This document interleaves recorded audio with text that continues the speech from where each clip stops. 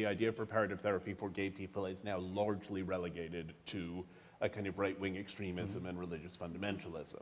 There are still a great many people, Ken Zucker leading among them, but others who follow in that model, who say that being transgender is actually, in effect, that it's ridiculous. I mean, he said at one point, the idea of accommodating these children because the child comes home and says, "Mommy, I'm really a girl," when you can see perfectly well the child is a boy. He said, I mean, it's like, he said, you know, it's like if this child who's black came home and said, "I'm really white," you wouldn't start bleaching their skin. You would try to teach them to be comfortable with who they, there's all of this conversation that goes on about anatomy as destiny and so on and so forth.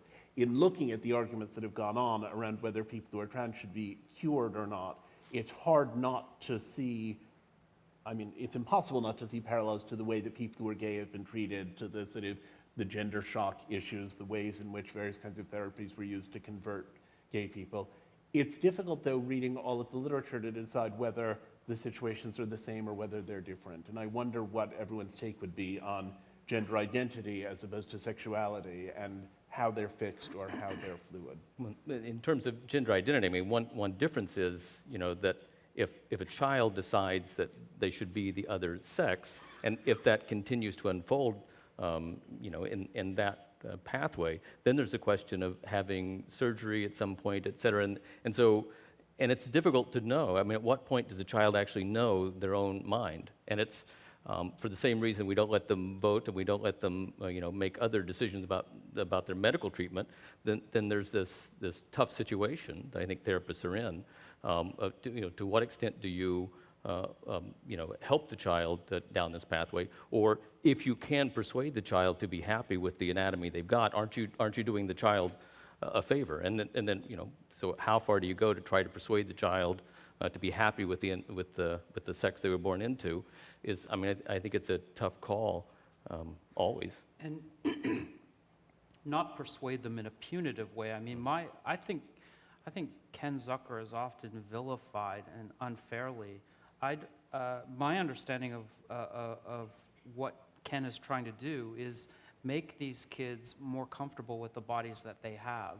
And the reason he's doing that is because, and Meredith might be able to articulate this more clearly than I can, but what I think Ken is trying to do is make them more comfortable with the bodies they have, because it's difficult at that age to identify, is that child really going to grow up to be trans?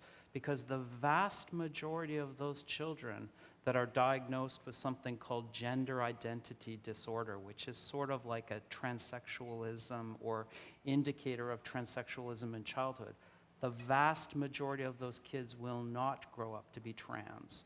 So Ken, I think what he's trying to do is help them be comfortable growing up to be gay men and lesbian women. Is that fair, Meredith? Absolutely.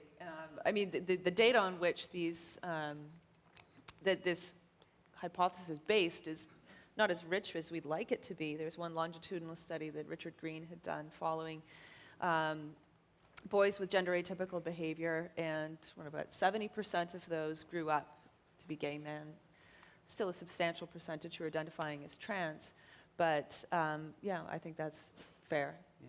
And you have to feel like it's a better outcome if, when they reach puberty, they find that they're perfectly happy to have a penis, right? That they don't. I mean, that's you know, a better outcome for the child.